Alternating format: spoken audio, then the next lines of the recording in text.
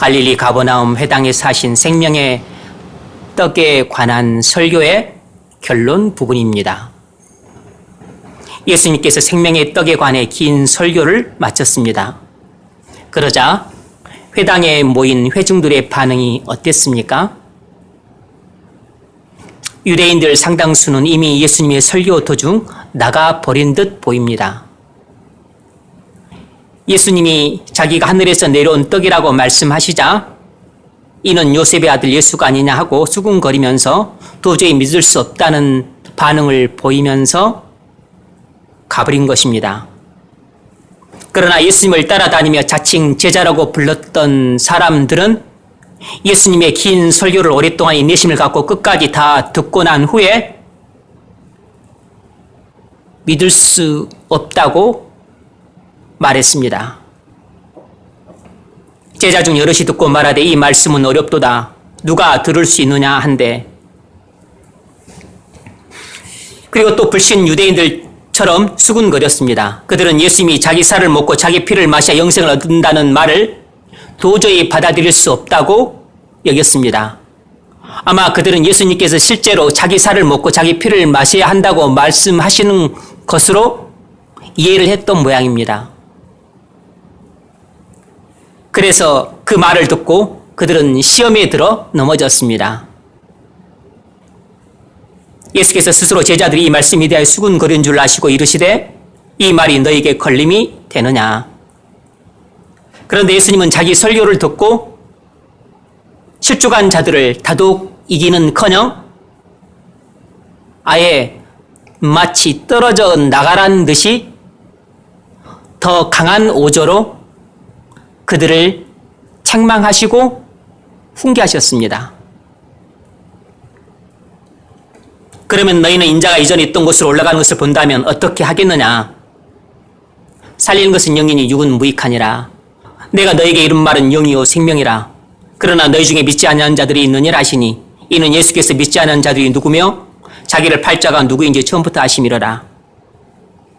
또 이르시되 그러므로 전에 너에게 말하기를 내 아버지께서 오게 하여 주지 아니하시면 누구든지 내게 올 수 없다 하였노라 하시니라. 그러자 결국 예수님을 따라다니던 자칭 제자들이 12제자를 제외하고는 싸그리 예수님을 떠나버렸습니다. 그때부터 그의 제자 중에서 많은 사람이 떠나가고 다시 그와 함께 다니지 아니하더라. 여러분, 죄인을 하나님 앞에 세우는 하나님의 율법을 선포하고 그리고 예수 그리스도를 믿으라고 촉구했을 때 죄인들이 보이는 두 가지 반응은 아주 극단적입니다. 그러니까 너희는 하나님 앞에 죄인이다. 너희 머리 위에는 하나님의 진노의 심판이 있어서 너희는 오늘이라도 죽으면 지옥에 떨어진다. 그러므로 자기 죄를 회개하고 예수 그리스도를 믿으라. 이렇게 말을 했을 때 그 이야기가 자기에게 속한 이야기라고 듣게 되면 그 죄인이 선택할 수 있는 선택지는 딱 두 개밖에 없어요. 하나는 자기가 죄인임을 고백하고 회개하고 그리스도를 믿든지 그렇지 않으면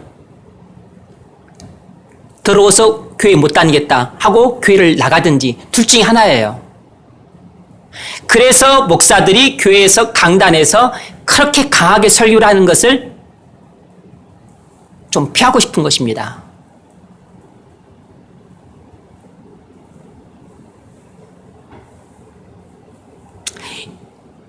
예수님은 저와 같은 부족함이 많고 허물이 많은 목사가 아니고 예수님으로 말할 것 같으면 삼위일체 하나님 중에 제위 되신 하나님이시고 그리고 하나님 아버지께서 그에게 성령을 물붓듯이 부어주심으로 성령으로 충만하신 하나님 아들이세요. 권능과 영광과 존귀를 다 갖고 계시고 전지전능하시고 그분이 하시는 말씀은 죄 하나, 악 하나, 점 하나, 흠 하나 없는 정확무하고 완벽한 말씀이세요. 그러니까 한치의 오차도 없는 정확한 말씀을 성령의 충만한 권능을 가지고 이렇게 능력 있게 설교를 해도 허다한 무리들이 예수님의 그 기적과 그리고 그 치유의 능력과 그리고 권세 있는 말씀에 상당한 충격을 받고 감동을 받고 그래서 예수님께 대한 엄청난 호감을 갖고서 본인들이 자원해서 예수님을 자신들의 예수님의 제자라고 자기들이 부르면서 그렇게 쫓아다녔던 그 무리들이 예수님의 그 권능 있는 고도 은혜로운 설교를 들었음에도 불구하고 그 자리에서 꼬꾸라지면서 당신은 하나님의 아들이시요 온 세상의 구주이십니다. 이렇게 고백할 법한데 이렇게 고백하기는커녕 이들은 어렵도다. 이 말이 뭐냐면 도저히 듣기 어렵구나 이렇게 말했는데 이 말이 무슨 말이냐면 그동안 오랫동안 참고 들었는데 당신의 설교를 당신의 말씀을 도저히 믿고 받아들일 수가 없어. 이런 뜻입니다. 이 말씀은 어렵도다. 이 말은 이야기가 무척 어렵구나. 이런 뜻이 아니고 당신의 말은 아무리 믿을래야 도무지 믿을 수가 없어. 당신의 말은 도무지 믿을 수가 없고 받아들일 수가 없어. 그래서 그들이 예수님께 대해서 그렇게 호감을 품고 그리고 예수님에 대한 상당한 신뢰를 갖고 존경심을 갖고 그렇게 쫓아다녔던 무리들이 예수님에 대해서 그들이 반감을 품었던 게 아니에요. 예수님을 미워하거나 싫어했던 무리들이 아닙니다. 예수님에 대해서 엄청난 신뢰와 존경심과 호감을 품고 자원해서 쫓아다녔던 무리들이에요. 스스로 예수님이 제자라고 공언했던 무리들입니다. 그런 무리들임에도 불구하고 예수님이 그들에게 이렇게 복음을 전하시자 그들이 이제 더 이상 당신과 함께 다닐 수가 없겠어 하면서 떠나버린 것이에요.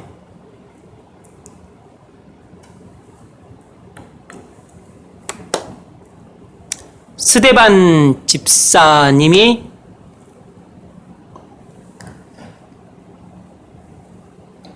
재판을 받으러 그 재판정에서 제사장의 무리와 바리새인과 서기관들과 그리고 수많은 유대인들 앞에서 일장 설교를 했어요. 그 수많은 제사장들과 바리새인과 서기관과 유대인들을 싸그리 잡아서 하나님 앞에 죄인으로 다 정죄를 했습니다. 그랬더니 그 설교를 끝까지 다 듣지를 못하고 마치 예수님이 그들에게 복음을 전했을 때 내가 하늘에서 내려온 산떡에다 있었을 때 유대인들이 듣다가 도무지 이 말을 계속 듣고 있을 수가 없어서 수근거리면서 예수님에 대해서 네가 요셉의 아들 예수가 아니냐 근데 무슨 하늘에서 내려왔다냐 이렇게 빈정거리면서 나가버렸던 것처럼 도무지 스데반의 설교를 계속 듣고 있을 수가 없었던 것이에요. 그래서 증오심이 폭발해가지고 이를 부득부득 갈면서 그를 설교하고 있던 그를 끌어다가 성 밖으로 끌고 가서 거기서 돌로 쳐 죽였던 것입니다. 여러분, 죄인을 하나님 앞에 세우는 이 율법을 전하는 설교와 그게 복음 설교의 일부분이죠. 그리고 예수를 믿지 않으면 지옥 가는데 바로 당신이 예수를 믿지 않는 사람이다. 바로 교회 안에 있는 당신, 바로 당신들이 바로 예수를 믿지 않는 사람이다. 이렇게 말하면 이것은 자기 돈 10억 원을 떼먹는 그 사람보다 더 믿게 보이는 것입니다. 자기에게 해를 끼친 원수보다 더 혐오스럽게 보이는 것이에요. 어느 정도냐면 더 이상 그 말을 듣고 있을 수가 없을 정도로 증오심이 폭발하는 것입니다.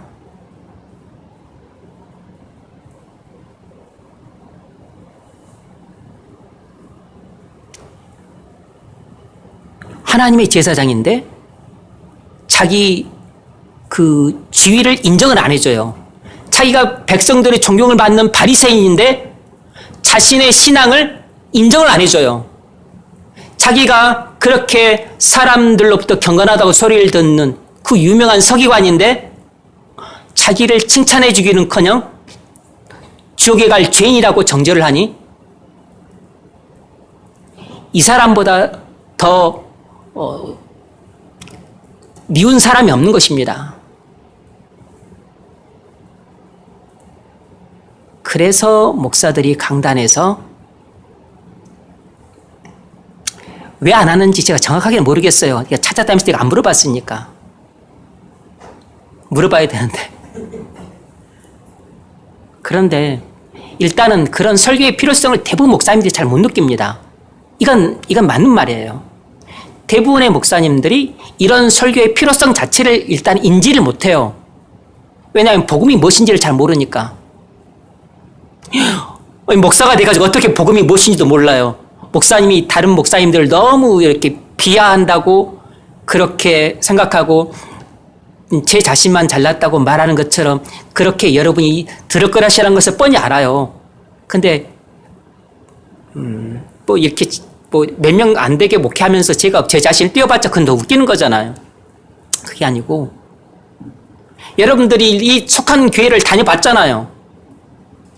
그리고 여러분들이 그 명절 되면 제가 꼭 몇 번 하려고 하는데 명절 되면 내가 우리 수요일이나 금요일에 예배를 안 하고 여러분 근처에 다른 교회를 가보라고 꼭 말을 해주고 싶어요. 다른 교회 가서 설교를 들어보십시오. 어떤지. 실상을 다시 한번 점검을 해보세요.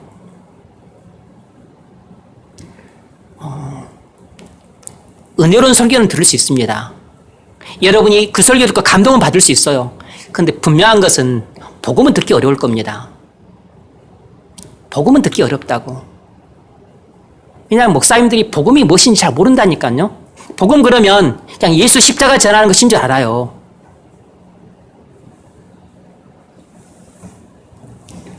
근데 물론 그 예수 십자가도 거의 전하지 않지만 근데 그것은 반쪽짜리 복음이잖아요. 그럼 반쪽짜리 복음이라고. 하나님을 죄인을 하나님 앞에 세우는 설교 없는 예수 십자가 설교는 그건 축구 경기에서 후반전만 있는 것입니다.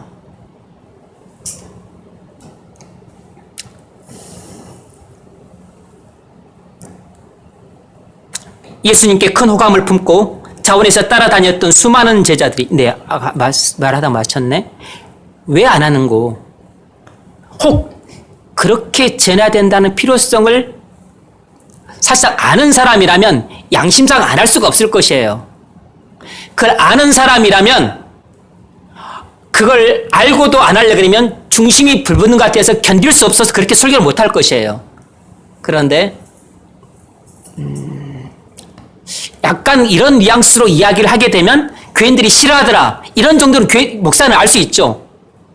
뭘 설교하면 좋아하고 뭘 설교하면 싫어한다. 이런 성향을 아니까 죄인을 뭔가 조금 하나님 앞에 세운 듯한, 그러니까 교인들이 들었었을 때 나를 인정을 안 해주고 까네? 뭐 나를 칭찬을 안 하고 좀 무시하는 것 같은데, 그리고 나의 그 열심, 나의 행위, 나의 공로, 그리고 나의 이런 존재감을 인정을 안 해주네? 이런 것을 완전히 무시하고 들으면 되게 기분이 나쁘겠다. 이런 설교는 잘 안 하려고 한다고. 왜냐하면 반응이 안 좋으니까. 어쨌든 예수님의 설교를 듣고 이 소위 제자라고 했던 사람들이 반응이 안 좋기는커녕 아예 예수님과 결별을 선언하고 완전히 떠나버렸습니다.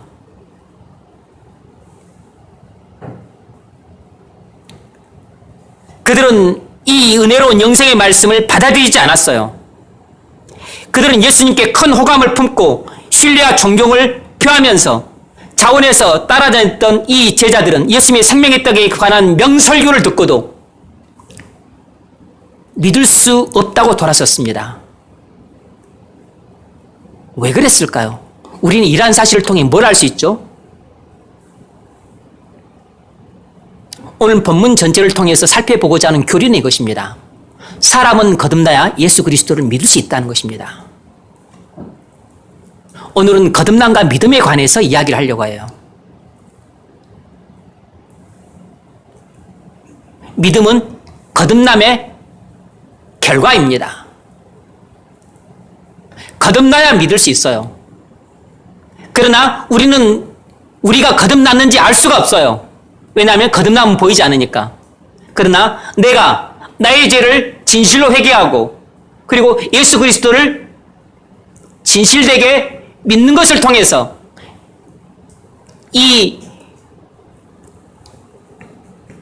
분명한 회심이 나타났을 때 비로소 내가 거듭났구나 라는 사실을 후회할 수 있는 것입니다. 그러나 논리적인 순서로 치자면 거듭남이 먼저고 그 후에 믿는 것이에요. 여러분이 예전에 말씀드렸었죠. 소, 중, 회, 신, 소명, 중생. 그러니까 거듭난 후에 우리는 비로소 회신이죠. 회개할 수 있고 그 다음에 믿을 수 있습니다. 우리는 죄와 허물로 죽은 상태에서는 절대로 죄를 회개할 수 없고 절대로 우리 스스로의 힘으로는 예수 그리스도를 믿을 수가 없어요. 먼저 하나님께서 죽은 우리 영혼을 살려주셔야만 그때 비로소 우리는 회개도 할 수 있고 믿을 수도 있어요. 여러분, 사람은 일반적으로 무엇을 믿지 못합니까? 많은 유대인들이 오병이의 기적을 경험한 후 예수님이 하나님께서 보내신 메시아라는 것을 믿고서 갈릴리 호수를 건너 가버나움 해당까지 쫓아왔습니다.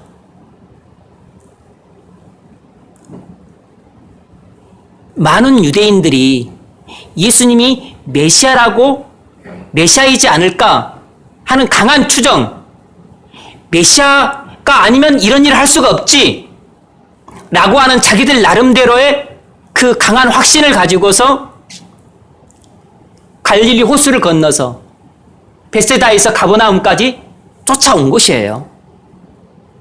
물론 예수님이 정치적이고 군사적인 메시아라고 믿었던 거죠. 그들은 예수님이 왕의 신하의 아들의 죽을 병을 고치고 벳세다 연못가에서 38년 된 병자를 고치고 가나의 혼인잔치에서 물을 포도주로 바꾼 기적도 소문으로 들어서 알고 있었습니다. 그래서 그들은 예수님이 팥으로 메주를 쓴다고 해도 믿을 사람들이었는데 도대체 예수님이 무슨 말씀을 하셨길래 도무지 믿을 수 없다고 거친 반응을 보이면서 예수님이 설교하고 있는데 도중에 그 회당을 떠나버렸을까요? 응? 도대체 예수님이 그들한테 무슨 설교를 하셨길래 예수님을 정치적이고 군사적인 메시아라고 그런 강한 확신을 갖고서 감동을 받고 충격을 받고 예수님에 대한 신뢰와 존경과 그리고 큰 호감을 품고서 그렇게 수십 킬로나 되는 먼 거리를 쫓아와서 예수님 앞에 섰으면서 도대체 예수님이 그들한테 무슨 말을 했길래 그들이 믿을 수 없다고 하면서 반발하면서 뛰쳐나가 버렸죠.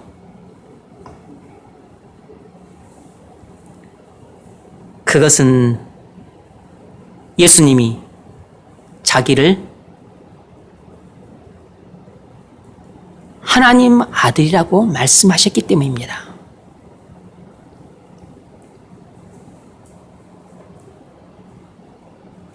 예수님이 자기를 나는 성육신 하신 하나님이라고 말씀을 하신 것이에요. 41절, 42절 우리 같이 한번 읽습니다. 41절, 42절 시작.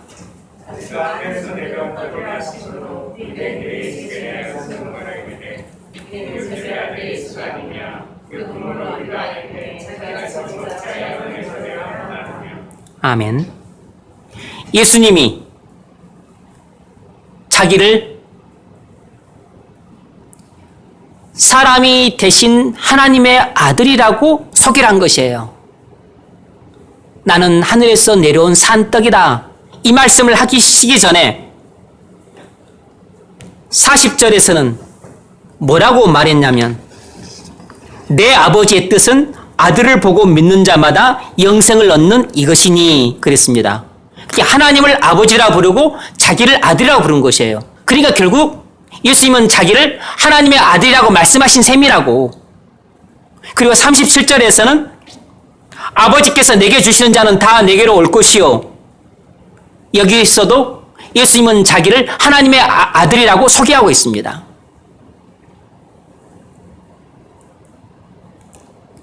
오병이의 엄청난 기적을 체험하고 예수님을 정치고 군사적인 메시아라고 믿었던 유대인들이 예수님이 하나님이 보내신 메시아라는 사실을 못 믿겠다고 했던 것이 아니었습니다. 엄청난 기적들과 치유 사건들을 통해서 예수님이 메시아일 것이라고 강한 추정을 하고 따라왔어요. 그들이 못 믿다고 했던 것은 예수님이 메시아라고 말해서 못 믿었던 게 아니에요. 그러니까 오해를 하시면 안 됩니다. 그들이 못 믿었던 것은 예수님이 하나님의 아들이라는 사실을 믿을 수가 없었던 것입니다. 자기를 나는 사람이지만 원래 하나님 아들이었다. 이렇게 말씀하시는 것을 못 믿었다고.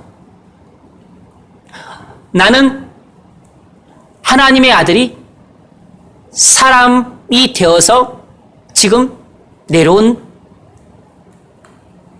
메시아다. 이렇게 말한 것입니다. 그러니까 나는 하나님의 아들이요 메시아다. 이렇게 말한 것이라고.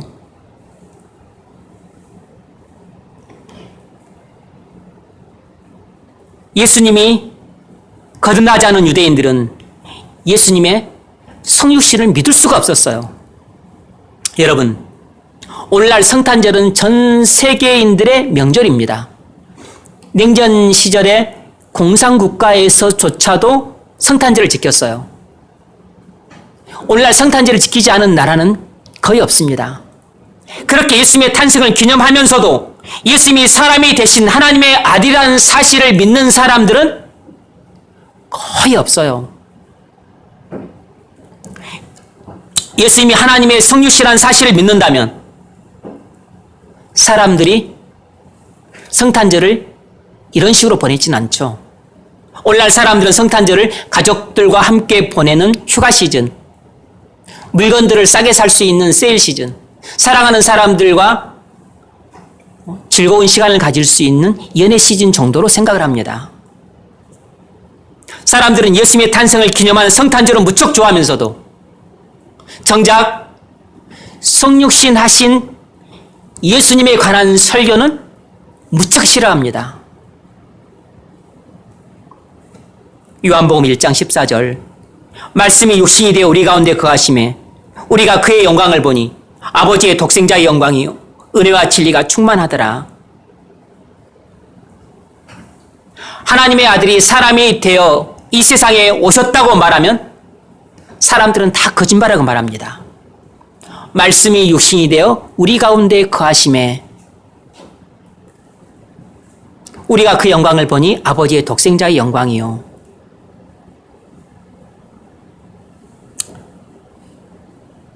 지난주에 말씀드렸던 제 선배가 아마 성탄절 즈음에서 교회를 처음 간 것 같아요. 아마 그때 예수님이 사람이 되신 하나님의 아들이라는 말씀을 듣지 않았나 싶어요. 성탄절 즈음에서 갔으니까. 예수님이 사람이 되신 하나님의 아들이다. 그런 말씀을 들으니까 예수님이 훌륭하신 분이다. 성자다. 그의 인격과 삶을 본받으라. 그의 도덕성은 비할 데가 없이 뛰어나다.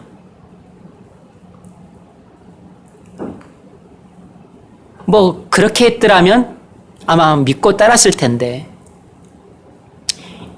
예수님은 우리를 구원하시기 위해 이 땅에 사람으로 오신 하나님의 아들이시다.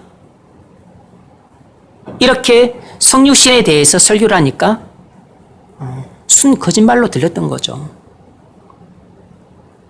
사람들은 스파르타 300의 용사가 페르시아 100만 대군과 싸워 이겼다는 전설 같은 이야기도 믿습니다. 모세가 물에서 건진받아 애굽의 왕자로 성장하다가 이스라엘의 지도자가 되어 애굽에서 해방시켰다는 이야기도 믿어요. 하나님이 홍해를 갈라서 이스라엘 200만 명이 건너고 애굽의 군대가 몰살당했다는 이런 신화 같은 이야기도 사람들이 안 믿을 것 같죠? 믿습니다. 왜냐하면 제가 교회를 안 다닐 때 이 이야기 믿었거든. 그런 영화를 보면서 믿었다고. 와, 새빨간 거짓말을 영화로 만들었구나. 그렇게 전혀 그렇게 생각 안 했어요. 성화를 보면서 얼마나 감동을 받고 얼마나 재미지게 보고 그리고 그것을 다 믿었다고. 그래서 성탄절 같은 데만 돌아오면 그런 성화하는 것을 되게 좋아했어요. 그런 거 믿는 거 그렇게 어렵지 않아요. 유대인들만 믿는 게 아니라 사람들도 믿습니다. 소년 다윗이 골리앗 장수를 물맷돌 한 방으로 꺾으렸다는 것도 사람들은 믿을 뿐만 아니라 흥미진진해요. 심지어 사람들은 하나님께서 우주를 창조하셨다는 것을 믿기도 해요. 교회를 안 다녀도 믿는 사람이 있습니다. 그러나 여러분이 믿지 않는 가족이나 친구나 직장 동료들에게 예수님이 사람이 되신 하나님의 아들이시라고 말해 보십시오. 되게 생뚱맞게 들을 겁니다. 대부분 사람들이 시큰둥하게 반응할 거예요. 예의상 대놓고 그 쓸데없는 말을 하지 말라고 그렇게 반발하진 않을지라도 속으로 웬 뚱딴이 같은 이야기를 하나 그렇게 여길 겁니다. 예수님이 하나님의 아들로서 사람이 되었다고 말씀해 보십시오. 그래서 그분은 사람이셨지만 원래 하나님의 아들이셨다. 우리를 구원하기에 친히 하늘에서 이 땅에 내려오신 하나님의 아들이시다. 이렇게 말해 보십시오. 되게 귀찮게 여기고 그리고 쓸데없는 이야기로 듣고서 짜증스러운 반응을 보일 겁니다. 이처럼 거듭나지 않은 사람들은 다른 전설 같은 이야기를 잘 믿고 심지어는 신화 같은 이야기도 잘 믿습니다.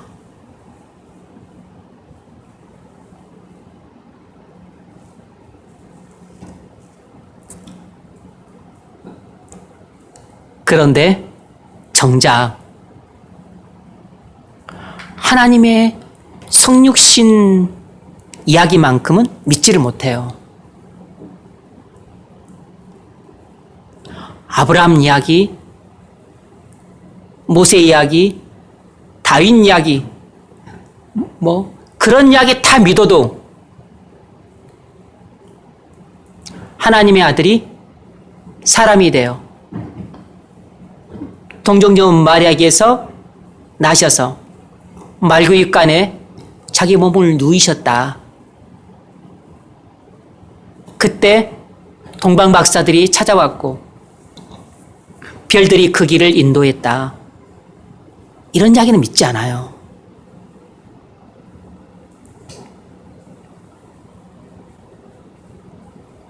이것이 거듭나지 못한 사람들의 한계예요.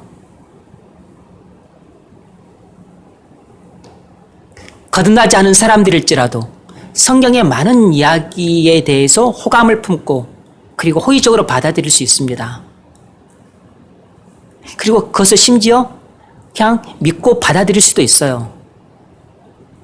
그런데 절대로 믿지 못하는 것은 예수님이 하나님이시자 동시에 사람이시라는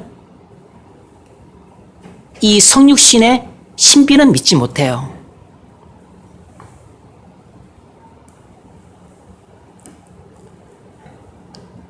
그것은 죄와 허물로 죽은 영혼을 가진 상태에서는 절대로 자기 힘으로 믿을 수 없는 진리예요. 이것이 거듭나지 않은 사람들의 비극입니다. 자칭 예수님의 제자들은 오병이의 기적뿐만 아니라 다른 기적들과 다른 말씀을 통해서 큰 감동을 받고 예수님을 일정 기간 따라다녔습니다. 가버나움 회당에서 예수님의 설교를 듣다가 도중에 나가버린 무리들보다는 훨씬 더 예수님에 대한 신뢰가 깊은 사람들이었어요. 그들은 예수님이 팥으로 메주를 쓴다고 해도 믿을 뿐만 아니라 이 사람들은 예수님이 죽으라고 하면 죽는 신용까지도 할 수 있을 정도로 예수님에 대한 상당한 신뢰와 존경과 그리고 깊은 호감을 갖고 있었던 사람들이었다고. 그런데 도대체 예수님이 그들에게 무슨 말씀을 하셨길래 이렇게 예수님에 대한 깊은 신뢰와 존경과 그리고 엄청난 호감과 그리고 심지어 하나님이 보내신 메시아일지도 모른다는 그런 강한 확신을 갖고 있었던 이런 사람들이 도대체 무슨 말을 들었길래 이건 도저히 믿을 수 없다. 그리고서 예수님과 결별을 선언하고 떠나버렸을까요? 도대체 예수님이 그들에게 무슨 말을 했을까요? 예수님이 그들에게 했던 말은 뭐냐면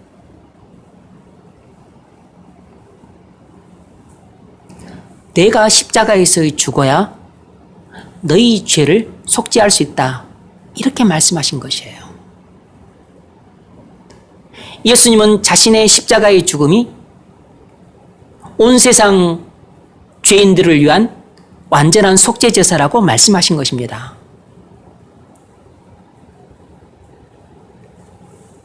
(54절을) 보면 내 살을 먹고 내 피를 마시는 자는 영생을 가졌고. 무슨 말이죠? 내가 바로 너희를 위한 속죄 제물이라는 것을 믿어야만 구원을 받는다 라고 말씀하신 것입니다. 그리고 55절에서 내 살은 참된 양식이요 내 피는 참된 음료로다. 바로 예수님은 자신의 십자가의 죽음이 그들을 위한 완전한 속죄 제사라고 말씀하신 것이에요. 그래서 내가 너희를 위해 속죄를 위해 십자가에 달려 죽어야만 너희의 죄가 속죄받을 수 있다. 이렇게 말씀하신 것을 그들은 이런 것은 절대로 믿을 수 없다고 화를 내면서 나가버린 것입니다.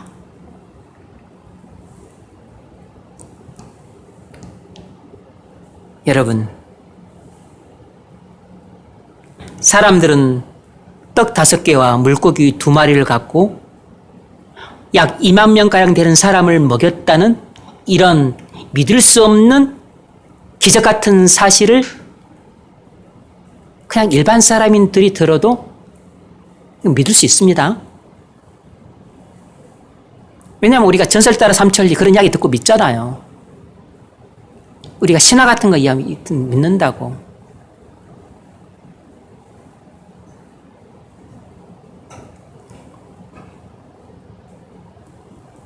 우리가 호모의 그 오디세이아 책에 나오는 많은 트로이 목마에 관한 이야기뿐만 아니라 거기에 나오는 여러 그 전설 같은 이야기 우리가 많이 믿잖아요.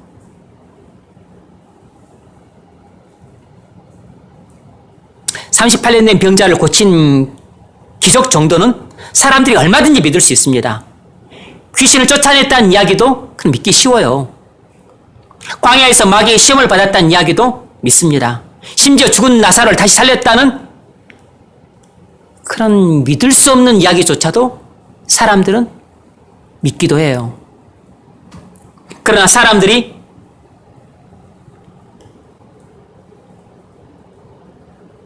도무지 믿지 않고 그리고 믿기 어려워하고 믿을 수 없어 하는 것은 예수님이 십자가에서 죽으심으로써 우리의 모든 죄를 대속하셨다는 사실만큼은 사람들이 믿기를 너무너무 힘들어해요. 왜 그럴까요? 그러게 말입니다. 그렇게 대답하지 말고. 왜 그럴까요? 그건 사람들이 자기가 하나님 앞에 죄인임을 깨닫지를 못하기 때문에 그런 겁니다.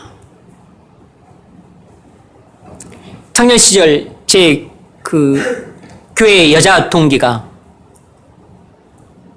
자기 동생 2명을 전도해서 교회에 데려와서 잘 다니고 있었습니다. 상당히 똑똑하고 야무지고 그리고 신앙도 좋았던 자매였어요. 그 여자 동기가 모처럼 용기를 내서 자기 아버지에게 전도를 했습니다. 아버지는 죄인이에요. 아버지 같은 죄인을 위해서 예수님이 십자가에 못 박혀 죽으셨어요. 예수님은 하나님의 아들이신데 우리를 구원하기 위해 사람이 되어 이 땅에 오셨어요. 그 예수님이 아버지의 모든 죄를 지고 십자가에서 죽으셨어요. 그렇게 복음을 전했더니 그 아버지 반응이 야, 내가 왜 죄인이냐? 내가 너희들 먹이고 입히고 그렇게 키우느라고 내가 얼마나 열심히 일해서 그렇게 내가 너희들 키운 줄 아냐? 근데 나보고 죄인이라고? 이렇게 거칠게 반응하면서 자기를 혼내더라는 겁니다.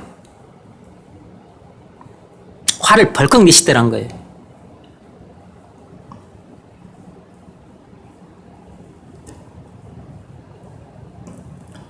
아마 모세 이야기를 했으면 믿었을지 모릅니다. 홍해가 갈라진 이야기를 해도 믿었을지 몰라요. 그런데 예수님께서 십자가에서 죽으심으로써 나의 모든 죄를 대속하셨다는 사실만큼은 도무지 믿어지지 않는 것입니다. 이것이 죄와 허물로 죽은 상태에서는 절대로 믿을 수 없는 진리예요. 믿겨지지 않는 진리입니다. 사람들은 시다르다가 보이수 나무 아래에서 인생의 즐거움에 대해서 번뇌하다가 득도해서 부처가 되었다는 이야기를 다 믿습니다. 그래서 중생들이 자비를 베풀고 부처님께 공덕을 쌓아야 지옥에서 벗어나 극락에 갈 수 있다는 사실도 잘 받아들여요. 너무나 설득력이 있으니까 잘 믿습니다. 이런 가르침에 대해서 반발하는 사람이 별로 없어요. 왜냐하면 세상 종교는 아주 이성적이고 합리적이거든요. 왜 세상 종교는 다 이성적이고 합리적일까요? 그건 인간이 만든 종교이기 때문에 그래요. 인간이 만든 종교는 인간이 만들었기 때문에 다 이성적이고 합리적이고 상당히 논리적이에요. 많은 부분 설명이 가능해요.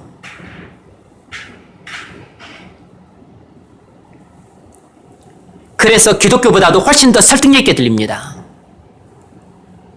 자기들의 수많은 죄를 자기들의 열심과 공로로 다 상쇄해서 지옥에서 벗어나 극락에 갈 수 있다는 말이 더 설득력 있게 들려요. 그래서 세상 종교가 기독교보다도 훨씬 더 호소력이 큰 법입니다.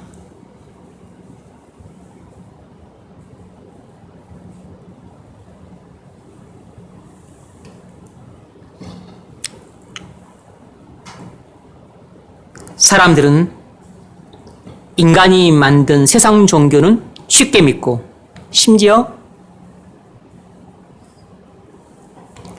무당이 구슬해야 내 집에 끼인 삼재를 없애고 죽은 할머니가 아직도 저승에를 못 가고 원혼이 맺혀서 구천에 떠도는데 구슬을 해야 네 할머니의 구천에 떠드는 그 원혼을 풀어주고 그리고 저승에 가고 그리고 네 집에 낀 삼재를 풀 수 있다. 이렇게 말을 해도 사람들은 다 믿어요. 그래서 무당한테 큰 돈을 쥐어주고 구슬하게 해서 그것을 풀려고 하는 겁니다.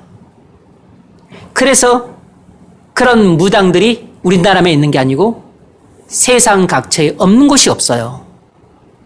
다 무당이 있어요. 하지만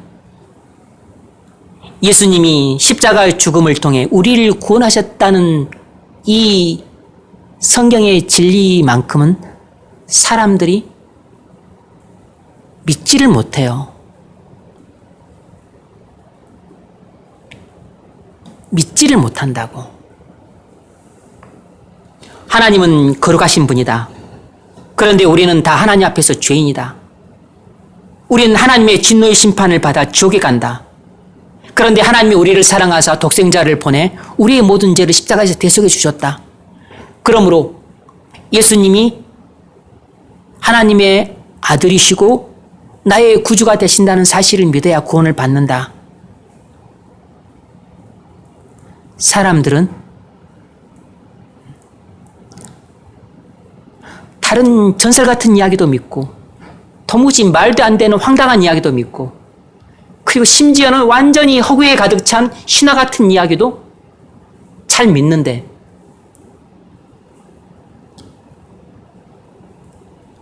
거짓이나 허구가 전혀 없는 완전한 진리 그 자체인 하나님의 이 죄인에 대한 이 구원 이야기는 믿지를 못해요.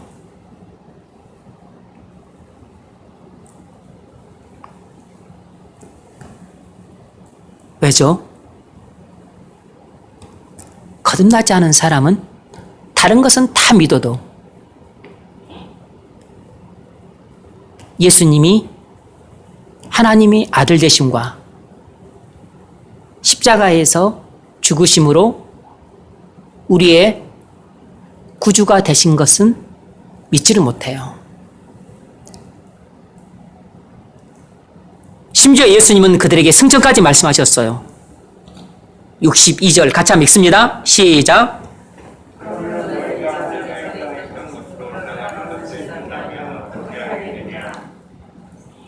예수님이 죽고 부활해야 승천할 수 있죠. 그들은 당연히 예수님이 승천하실 거라고 말하면 믿지 않을 겁니다.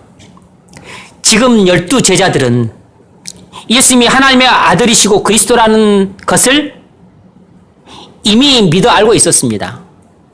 그러나 아직까지 예수님이 십자가에서 죽어야 한다는 사실은 몰랐고 이해하지는 못하고 있는 상태였어요.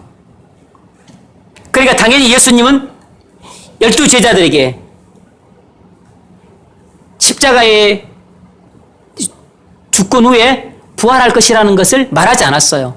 승천이 될 수도 말하지 않았습니다.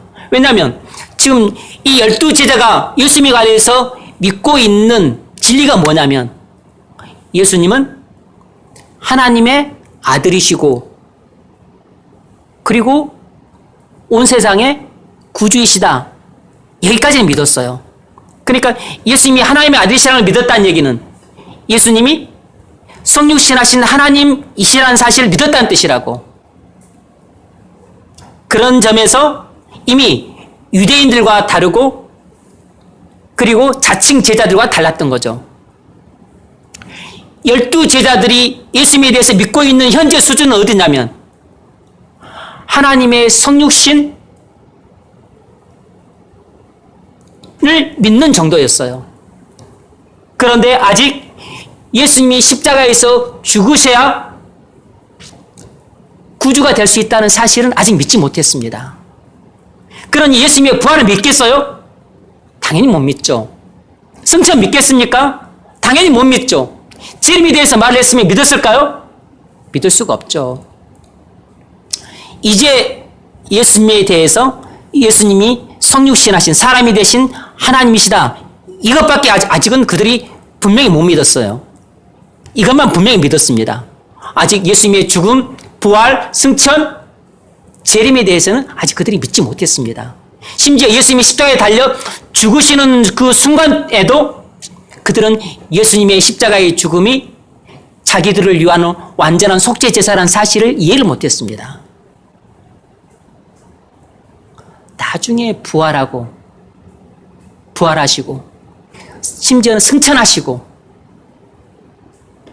성령의 부음을 받은 후에야 예수님의 십자가의 죽음과 그리고 부활 그리고 승천 그리고 장차 다시 오실 재림에 대해서 모두 이해할 수 있었어요.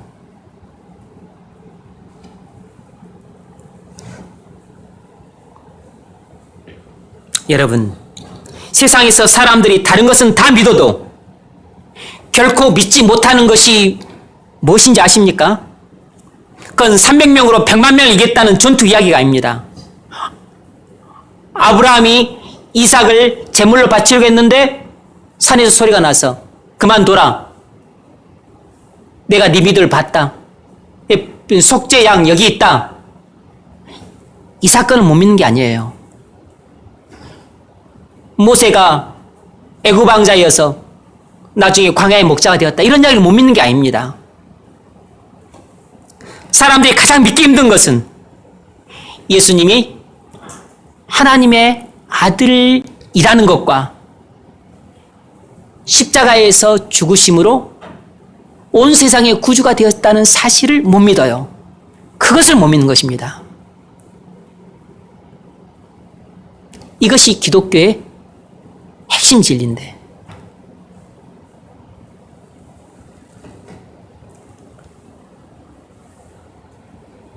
당연히 성육신을 못 믿고 십자가 대속을 못 믿는 사람들은 예수님의 부활 안 믿습니다. 승천 안 믿어요. 재림? 그걸 어찌 믿겠습니까? 뿐만 아니라 우리가 예수님을 믿음으로써 예수님이 우리 안에 들어오신다. 이런 이야기하면 그들은 눈만 껌뻑껌뻑 합니다. 그리스도와 연합돼서 어떻게 믿겠어요? 우리가 그리스도와 동행한다. 이런 이야기하면 거의 헛소리 정도로 들을 겁니다. 예수님이 하나님께서 내게 말씀하신다. 그러면 눈을 이상하게 떠서 볼지 몰라요. 여러분, 성육신 진리, 십자가의 대속 진리, 그건 전부 신비입니다. 사람의 이성으로 이해할 수 있는 진리가 아니에요. 말로 합리적으로 설명할 수 있는 진리가 아니라고.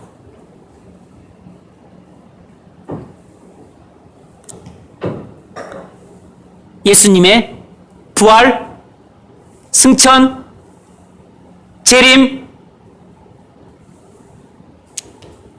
그리스도와 연합, 동행,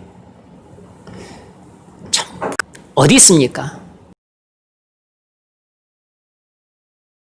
고개를 끄덕끄덕 할 사람이 어디 있겠어요? 특히나 하나님이 사람이 되신 이 성육신, 이건 기독교의 신비입니다. 예수님이 십자가에서 죽으심으로써 우리의 모든 죄를 대속하셨다는 진리는 기독교에서만 있는 신비예요. 이건 사람의 머리로 생각해낼 수 없는 비밀입니다. 오직 하늘에 계신 하나님만이 하나님의 지혜로서 구해낼 수 있는 구원의 길이에요. 그래서 이성과 합리와 상식을 가진 그 사람들이 이성적인 이야기, 합리적인 이야기 그런 것 다 믿습니다. 그들은 아담 스미스가 쓴 국부론을 통해서 그렇게 하면 온 나라 백성들이 다 잘 살고 세계가 다 이득을 보겠다. 그걸 다 많이 믿어요. 대부분 믿었습니다. 그리고 이것 말고 정반대로 칼 막스가 자본론을 써서 나중에 시간이 지나면 자본주의는 다 망하고 결국은 프롤레타 혁명을 통해서 공산주의가 될 수밖에 없다. 그러므로 프롤레타리아여 일어서라. 혁명의 기치를 높이 들어라. 머지않아 너희들의 세상이 된다. 이렇게 말했을 때 그걸 레닌이 믿었다고. 그리고 수많은 사람들이 그것을 믿고 따랐어요. 근데 100년도 안 된다 해서 딱 거짓으로 드러났잖아요.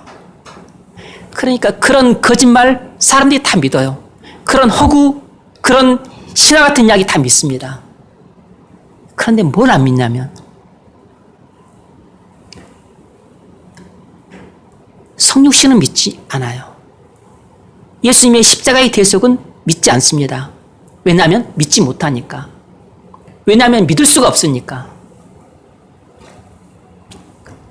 그것은 거듭나지 않은 사람들은 믿을 수가 없어요.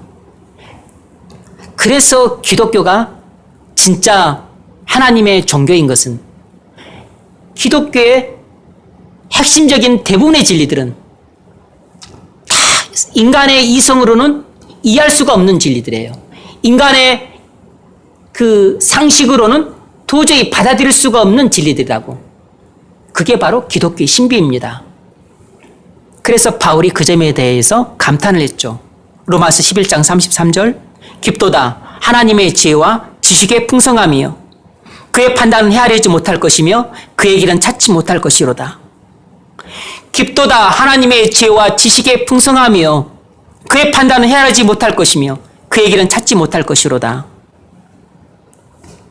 여러분, 성육신과 십자가의 죽음은 이성으로 이해할 수가 없습니다. 말로 설명이 불가능해요. 왜냐하면 그것들은 상식이 어긋나고 합리를 뛰어넘고 논리를 초월하고 그리고 초이성적인 진리이기 때문에, 다시 말하면 이것은 신비로운 진리이기 때문에 인간의 영역을 완전히 벗어난 하나님의 행위인 것입니다. 인간의 사고와 그리고 행위의 영역을 완전히 초월한 하나님이 하시는 일이라고. 그래서 인간이 이해 불가능한 것입니다. 그래서 기독교가 진짜 인간이 만든 종교가 아니고 바로 하나님이 인간을 위해 행하신 진정한 구원이라는 것을 이 대목에서 믿을 수 있는 것이에요.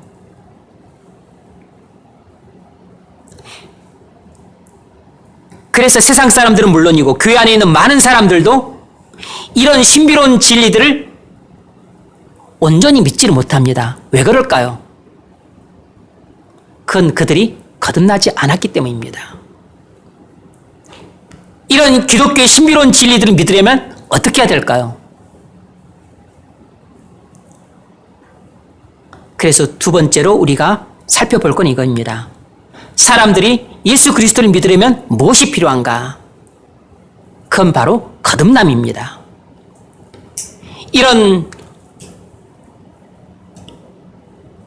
예수님이 사람이 되신 하나님 아들이시다 라는 것과 예수님의 십자가의 죽음으로써 우리의 모든 죄를 대속하셨다, 이런 진리를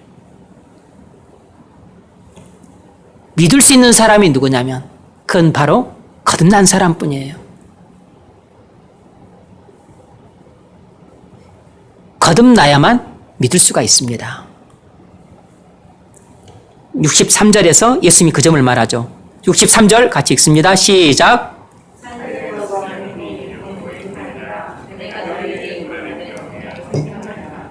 아멘. 살리는 것은 영이니 할 때 영은 성령을 가리킵니다. 그러니까 63절에 이런 뜻이에요. 내 육체를 먹는다고 해서 영생을 얻는 것이 아니라 내 말을 믿어야 영생을 얻는다. 그런데 성령께서 너희에게 영생을 주신다. 이렇게 말씀하신 것입니다.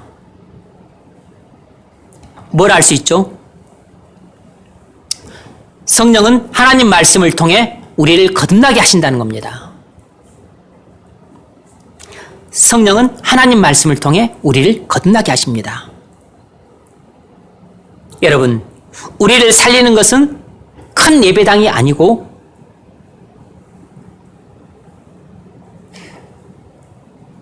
엄청난 합창단과 오케스트라도 아니고 심지어 목사도 아니고 우리를 살리는 것은 오직 성령 하나님 한 분밖에 없어요. 지금 예수님은 자기 설교를 듣고 화를 내고 있는 사람들에게 너희가 내 설교를 믿지 못하는 것은 거듭나지 않았기 때문이라고 말씀하고 있는 겁니다. 거듭나야만 믿고 이해할 수 있다는 것이에요.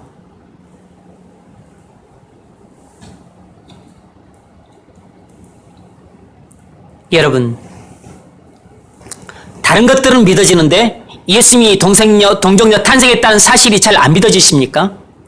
예수님이 여러분의 모든 죄를 십자가에서 대속하셨다는 사실이 잘 안 믿어지세요? 마음에 잘 와닿지 않습니까? 만일 그렇다면 그건 여러분이 거듭나지 않았기 때문입니다. 거듭나야 믿을 수 있습니다.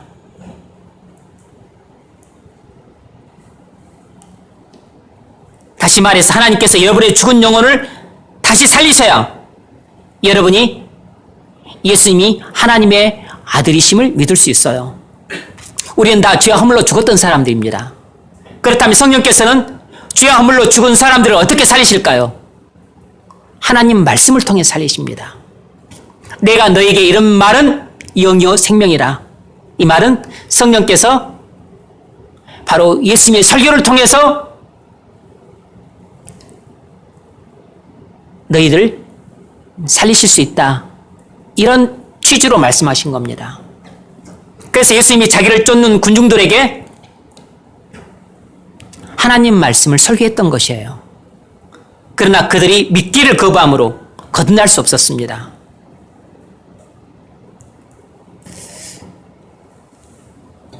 야고보서 1장 18절을 보면 그가 진리의 말씀으로 우리를 낳으셨느니라 그랬습니다.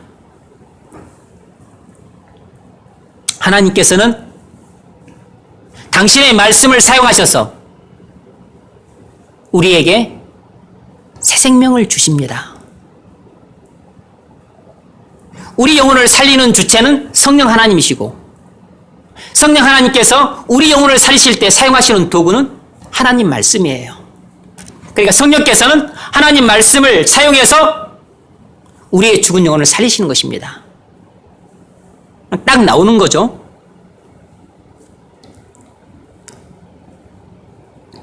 그러므로 구원에 있어서 두 가지 진리가 여기에서 균형을 이루고 있다는 것을 볼 수 있어요.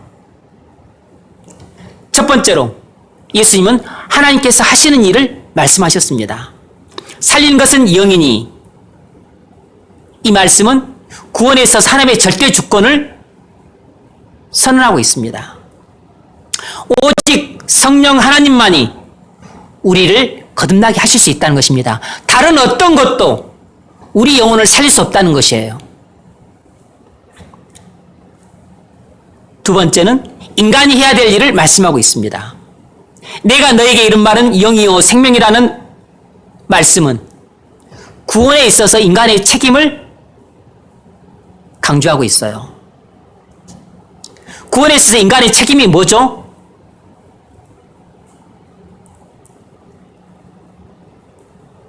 그건 믿는 것입니다. 하나님 말씀을 믿는 것이에요.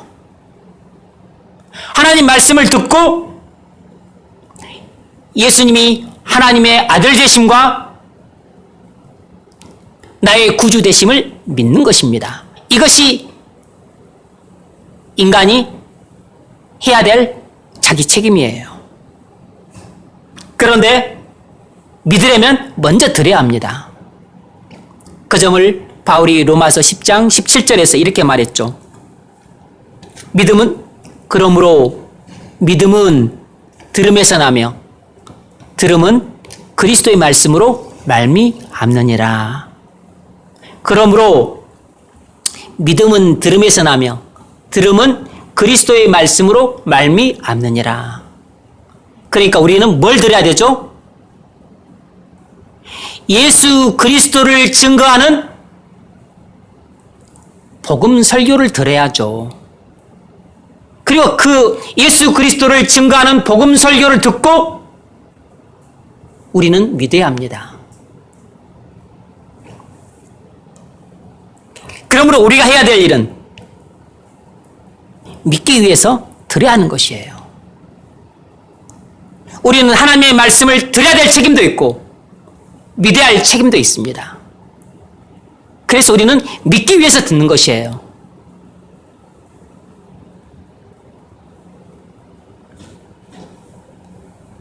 그러므로 먼저 우리가 하나님 말씀, 우리가 예수 그리스도를 믿기 위해서는 먼저 우리는 하나님 말씀에 귀를 기울여야 돼요.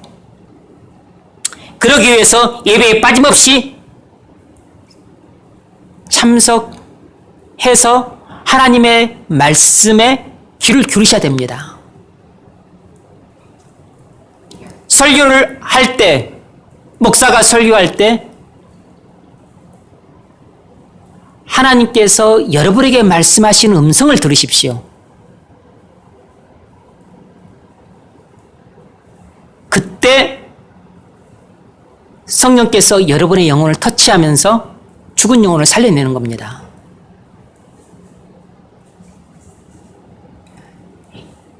예배에 참석하는 일을 게을리하지 마십시오. 예배에 참석해서 설교를 듣는 것을 형식적으로 하지 마십시오. 게을리하거나 그리고 타성에 젖어서 하는 사람들을 보면 참 안타깝습니다. 예배에 참석하지만 피곤해서 조는 경우야 왜 없겠습니까? 그런데 습관적으로 조는 사람들을 보면 여러분 많이 불쌍합니다. 그러면 여러분 10년을 가고 심지어는 100년이 가도 예수님을 인격적으로 못 만날 수 있어요. 이사야서 55장 3절에서 하나님이 이렇게 말씀하세요. 너희는 귀를 기울이고 내게 나와 들으라. 그리하면 너희 영혼이 살리라. 너희는 귀를 기울이고 내게 나와 들으라. 그리하면 너희 영혼이 살리라. 예배에 참석했으면 토끼처럼 귀를 쫑긋 세우고 목사가 하는 설교를 농담도 빠뜨리지 말고 다 귀담아 들으십시오. 영적인 안테나를 고추 세우고 이 목사의 어눌한 설교를 통해서 하나님이 내 영혼에 말씀하시는 세미하는 음성을 포착하려고 온 마음을 기울이십시오.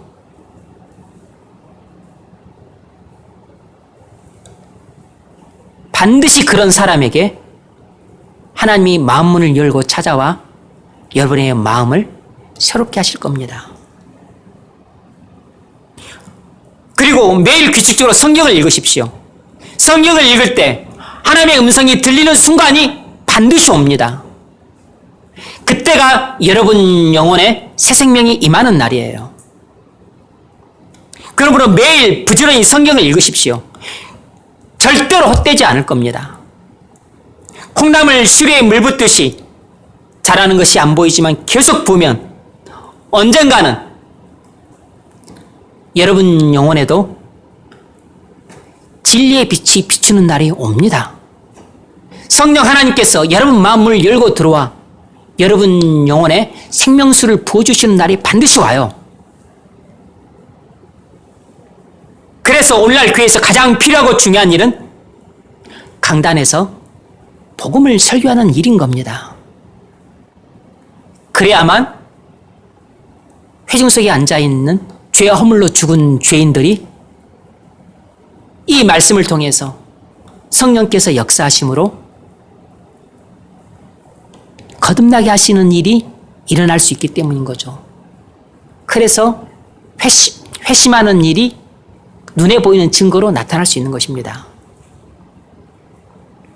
뿐만 아니라 여러분 개인에게 있어서 가장 필요하고 중요한 일은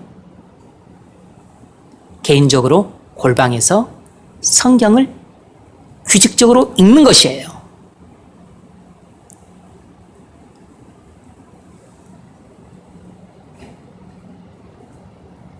예배에 참석해서 설교를 듣거나 개인적으로 성경을 읽을 때 마음으로 믿으십시오. 머리로만 이해하고 끝내지 말고 반드시 마음으로 하나님 말씀을 받아야 됩니다. 이게 중요해요. 우린 머리로만 어떤 말씀을 알고 잠시 기뻐했다가 끝낼 수 있어요. 우린 대부분 습관적으로 이렇게 합니다. 부분적인 위기는 있지만 그렇게는 겁날 수가 없어요. 그리고 오랜 시간이 지나도 그런 사람에겐 진정한 믿음이 없습니다. 성경이 말하는 믿음은 오직 마음으로 믿는 것이에요. 로마서 10장 10절 사람이 마음으로 믿어 의에 이르고 입으로 시인하여 구원에 이르느니라 이렇게 말씀했습니다. 성경이 말하는 믿음은 딱 하나밖에 없어요. 머리로 믿는 믿음? 그거 아닙니다. 감정으로 받아들이는 믿음? 그거 아니에요. 오직 마음으로 믿는 믿음입니다. 마음으로 믿을 때 바로 그 순간 성령께서 여러분 영혼을 살리십니다. 그래서 여러분이 비로소 마음으로 믿어서 죄사함 받은 기쁨을 경험하고 그리고 구원의 감격을 맛볼 때 비로소 눈에 보이는 이런 증거들이 나타났을 때 그 사람이 거듭났구나 라는 것을 나중에서야 아는 것이에요. 먼저 거듭나야만 믿을 수 있지만 거듭남은 눈에 보이지 않고 그리고 믿음은 증거들이 나타나니까 믿음의 증거들이 나타났을 때 하나님이 나를 거듭나게 하셨구나 라고 내가 확신할 수 있는 것입니다. 바로 그 점을 예수님은 이렇게 말씀하세요. 65절 내 아버지께서 오게 하여 주지 아니하시면 누구든지 내게 올 수 없다 하였노라. 바로 여기에 중생과 믿음의 관계를 예수님이 말씀하고 있는 것입니다. 거듭남과 믿음의 관계를 예수님이 분명히 말씀하고 있죠. 내 아버지께서 오게 하여 주지 아니하시면 이건 하나님의 불가항력적인 은혜를 말하는 거죠. 하나님의 불가항력적인 은혜가 뭘로 나타나죠? 중생케 하시는 은혜로 나타나는 거죠. 누구든지 내게 올 수 없다. 무슨 말이죠? 예수 그리스도를 믿을 수 없다는 것입니다. 하나님께서 우리에게 거듭남의 은혜를 주지 않으시면 우리는 예수 그리스도를 믿을 수 없다는 것입니다. 이처럼 인간의 구원에 있어서 하나님은 절대 주권을 갖고 계세요. 우리가 여기서 뭐라 할 수 있죠? 전적으로 부패한 인간은 하나님의 불강력적인 은혜를 받아야만 예수 그리스도를 믿을 수 있다는 것입니다.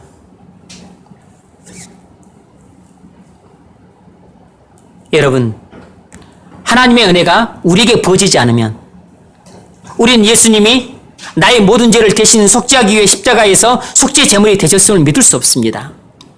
사람은 전적으로 타락해서 죄를 사랑하고 하나님을 미워합니다. 다른 쓸데없는 것들은 다 믿어도 결코 예수님이 하나님의 아들 되심과 나의 구주 되심을 믿을 수 없어요. 여러분이 교회를 찾아서 지금 하나님의 말씀을 듣고 있는 것은 하나님께서 은혜를 주셔서 여러분 부패한 마음에서 나오는 반항과 싫음을 이겨낼 힘을 주셨기 때문이에요. 그러나 하나님께서 모든 사람에게 그런 은혜를 주시지 않습니다. 하나님께서 그렇게 할 의무가 없기 때문이에요. 하나님께서는 사랑하시는 자에게만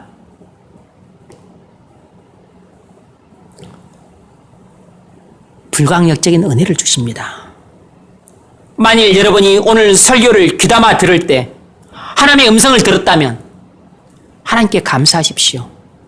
하나님께서 여러분에게 은혜를 베풀어 주신 것입니다.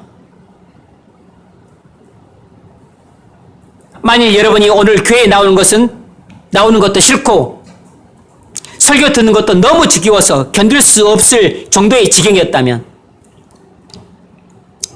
그건 여러분의 마음이 전적으로 타락했기 때문이에요. 여러분의 전적으로 타락한 마음과 거기서 나오는 모든 반항과 그리고 하나님에 대한 적개심 그리고 하나님 말씀에 대한 그 실증 이런 것들을 회개하셔야 돼요. 여러분의 부패한 마음에서 하나님에 대한 미움과 실증이 나와서 하나님을 멀리하고 싶기 때문에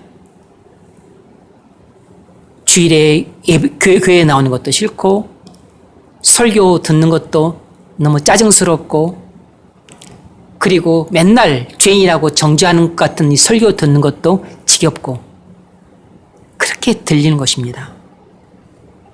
여러분 안에 하나님의 은혜가 메말랐기 때문이에요. 모순되게도 여러분이 이런 상태에 있다면 여러분이 이런 상태를 극복하려면 오히려 더욱더 하나님 앞에 나와 말씀을 드려야 됩니다. 아니, 하나님 앞에 나오는 게 지겨운데요? 하나님의 말씀을 들으면 들을수록 막 견딜 수 없어서 짜증이 나는데요? 그렇습니다. 하나님이 미우면 미울수록 말씀을 듣는 것이 실증이 나면 실증이 날수록 오히려 더 역으로 하나님 앞에 더 자주 나오고 하나님의 말씀에 더 귀를 기울이셔야 됩니다.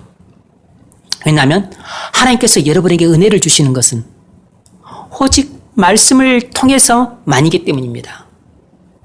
여러분의 영적인 상태가 하나님에 대해서 실증이 나고 짜증이 나고 무관심해지고 그리고 그냥 먹고 마시고 노는 게 좋고 옷 사고 고급스러운 가구 사고 그리고 여행 다니는 게 좋고 그냥 좀 편안하게 좀 쉬고 싶고 그냥 좀 풍족하게 살고 싶고 넓은 집 갖고 싶고 그냥 그런 것만 좋다면 그건 여러분 안에 은혜가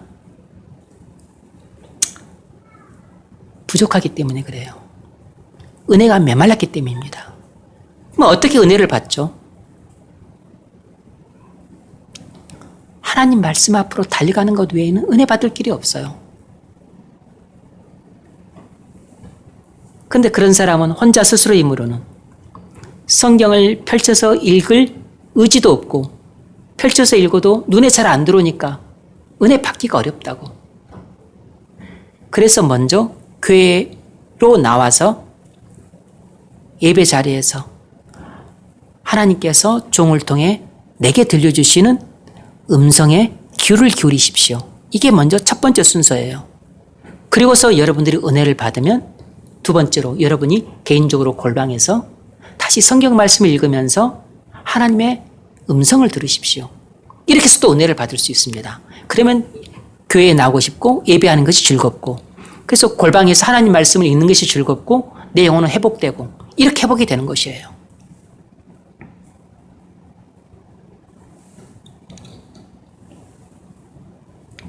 내 아버지께서 오게 하여 주지 아니하시면 누구든지 내게 올 수 없다. 우리는 하나님의 불강력적인 은혜가 임해야만 비로소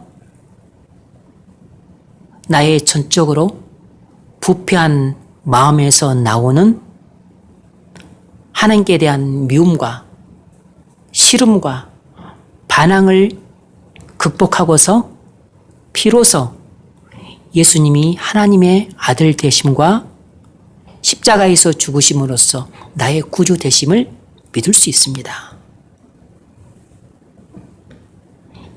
그래서 하나님의 이 불가항력적인 은혜가 바로 우리를 거듭나게 하시는 은혜인 것이에요. 말씀을 맺겠습니다. 여러분 거듭나기를 원하십니까? 그렇다면 여러분이 해야 될 일은 두 가지입니다. 첫 번째로 하나님의 말씀을 들으십시오. 예배에 참석해서 설교에 귀를 기울이십시오. 토끼처럼 귀를 쫑긋 세우고. 그리고 성경을 매일 규칙적으로 읽으십시오. 그것이 여러분이 해야 될 첫 번째로 가장 중요한 일입니다. 그렇게 하는 사람은 시키지 않아도 뭘 하냐면 매일 규칙적으로 기도를 합니다. 성경을 매일 규칙적으로 읽는 사람은 매일 규칙적으로 기도를 할 수가 있어요. 왜냐하면 성경 읽을 때 기도하면 되니까.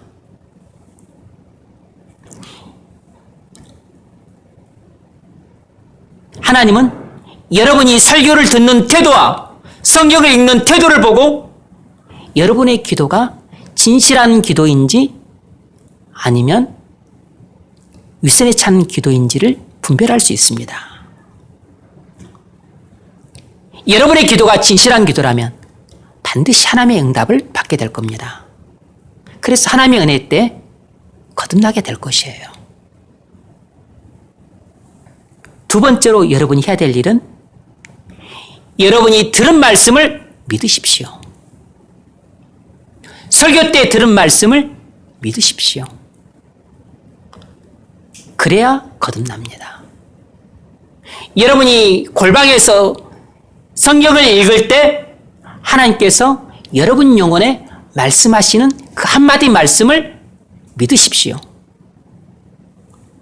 여러분이 하나님께서 말씀하시는 그 한마디 음성을 마음으로 믿을 때 그때 여러분의 영혼이 살아납니다. 그래서 아직 분명히 회심하지 못한 우리 권속들이 있다면 반드시 하나님의 말씀을 듣고 그리고 마음으로 믿음으로써 거듭남의 은혜를 받을 수 있기를 바랍니다. 그래서 예수님이 하나님의 아들 되심과 십자가에서 죽으심으로써 나의 구주가 되심을 믿어서 하나님께서 아들을 통해 우리에게 그토록 죽으셔 하셨던 영생을 얻을 수 있기를 주의 이름으로 축원합니다.